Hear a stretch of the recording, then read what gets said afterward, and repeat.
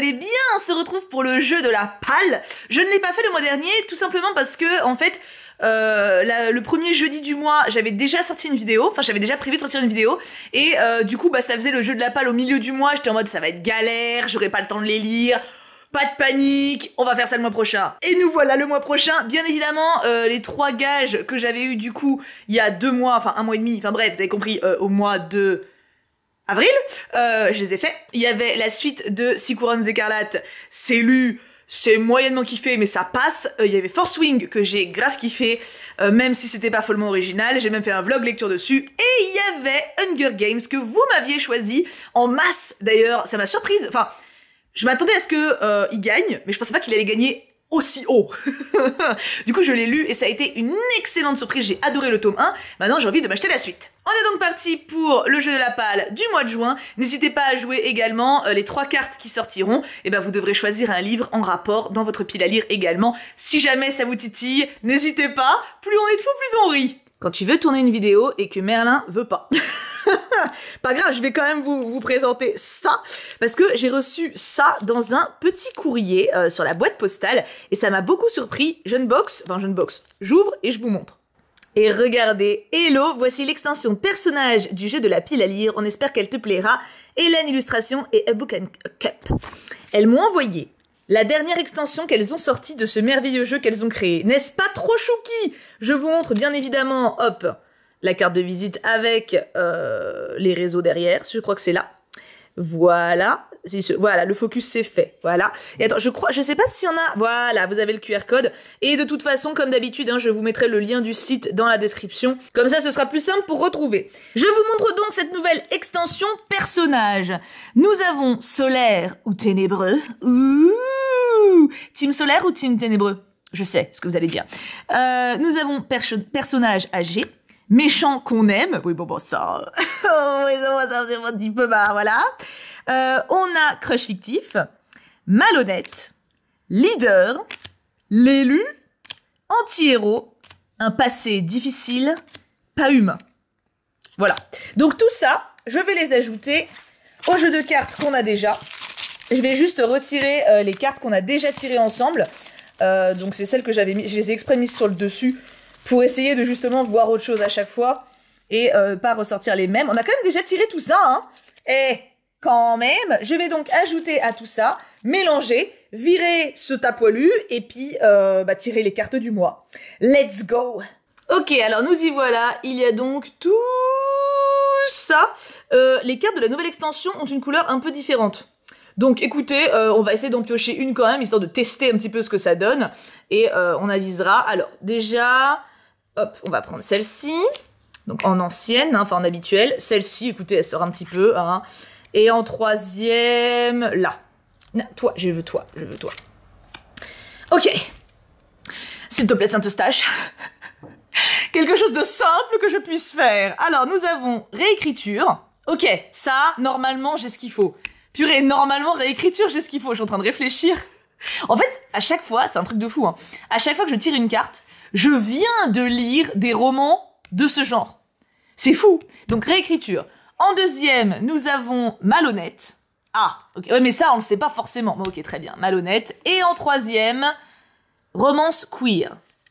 Ça, c'est pareil, je viens d'en lire. Ok. Bon, on va partir dans le bureau et on va tâcher de chercher ça, hein. Nous voici dans mon an entre livresques. J'ai donc tout ça, hein, voilà, et un petit peu là maintenant. Je vais donc chercher pour réécriture, pour malhonnête et pour romance queer. N'hésitez pas à partir en recherche, n'en vaut pas légalement pendant ce temps. Enfin non, je suis bête, je vais faire une ellipse. Bah bon. Psychologiquement, nous serons ensemble, hein, et on se retrouve après pour le débrief. Je sais pas trop pour quelle catégorie je vais vous laisser choisir. Ça va être celle où j'ai le plus de possibilités. On va voir ça tout de suite. Enfin, tout de suite. Pour vous. Pour moi, dans 15 minutes. Bon, alors, je m'en suis sortie. L'emmerdant, c'est que je suis fixée sur aucune des catégories. Donc, je vais demander votre avis sur toutes. Voilà.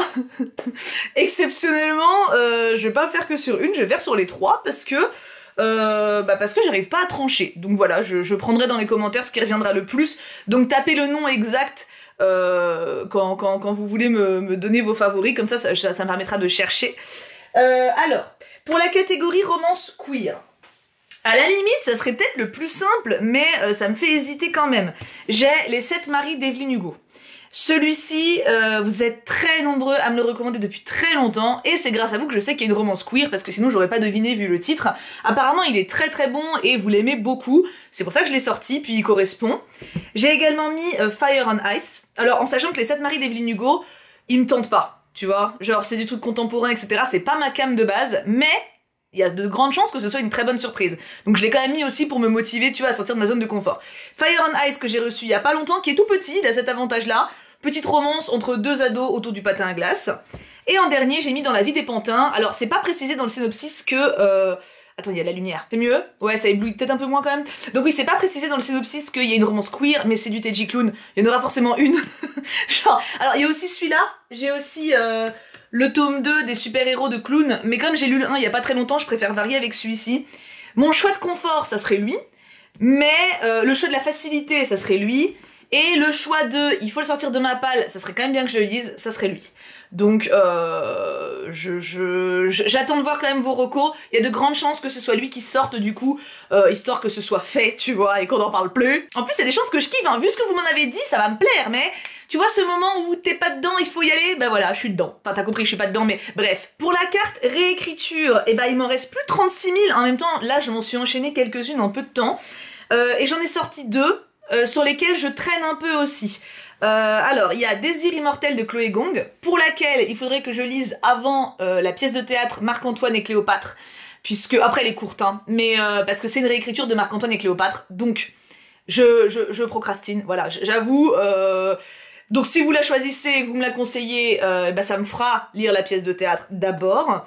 Et en deuxième, j'ai celui-ci, que je procrastine également beaucoup, alors qu'il me tente, mais... il me fait un peu peur, Sirène debout. C'est une réécriture des Métamorphoses d'Ovide. Alors, j'ai pas lu les Métamorphoses d'Ovide, mais en gros, c'est les mythes qu'on connaît, hein. Charybde et Scylla, pardon, pas And.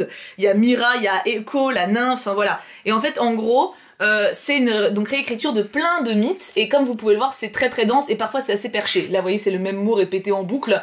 Je m'étais mise en tête de d'abord lire les Métamorphoses d'Ovide. Sauf que c'est très long, donc puis il faudrait que je me le trouve. Donc en fait, ce que je vais faire, c'est que celui que vous allez me choisir, je vais d'abord lire quand même le truc original, peut-être pas celui-là parce que je crois que c'est vraiment très long, mais j'ai quand même envie d'essayer, tu vois. Et après, du coup, je le lancerai dans la lecture du roman. Voilà, donc ça va... En fait, votre choix va me pousser à sortir de ma procrastination sur ces deux-là, en sachant que celui-ci, il est beaucoup plus élevé au niveau de la procrastination. Parce que celui-ci, en vrai, la pièce... je pense que je la boucle en 1 heure de lecture max, tu vois, elle est vraiment pas longue, donc c'est moins long. Lui, par contre, les Métamorphoses d'Ovide, je sais même pas où trouver ça, en fait. Parce que j'avais cherché, parce que je l'ai reçu à Noël de mon papa, celui-là. Et je l'avais cherché, les Métamorphoses, du coup, en édition. Et en fait, il y a tellement d'éditions découpées en tellement de choses, je ne sais pas exactement ce que je dois lire. Donc c'est un peu le bordel, donc pareil, si vous pouvez me conseiller par rapport à ça, avec un ouvrage qui est clair et bien découpé, etc., ou une édition qui est comme ça, merci beaucoup, n'hésitez pas à me partager des liens d'ailleurs de référence, ça m'aidera. Donc voilà, j'hésite entre ces deux-là pour réécriture, ça sera une des deux. Et enfin en dernier, la carte malhonnête. Alors j'avoue que j'ai trouvé que c'était hyper dur, parce que malhonnête, t'as quasi des persos malhonnêtes dans tous les livres, sinon il n'y a pas trop d'intrigue, tu vois. Donc j'ai essayé de prendre vraiment les ouvrages qui m'inspiraient le plus, j'en ai sorti 4.